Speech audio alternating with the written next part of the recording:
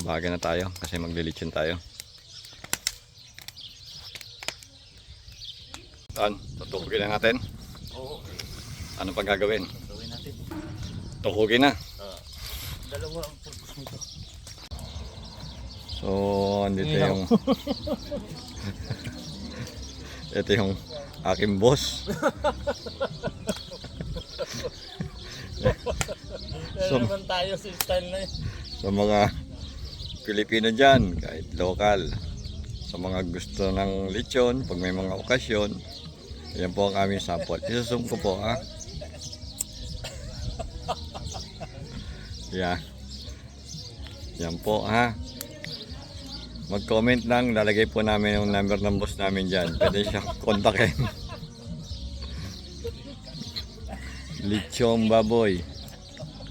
Crispy. Talaga napakagandang tignan. Pwede pan-display sa mga birthday, kasal. Wala na kayong hahanapin. Hindi nyo na kailangan ng pantantad.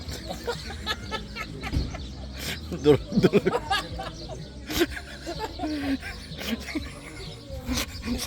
Sa paa pa lang. Parang pinagbabalik.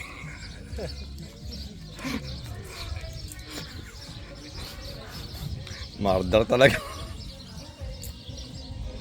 Meron mga scarfish.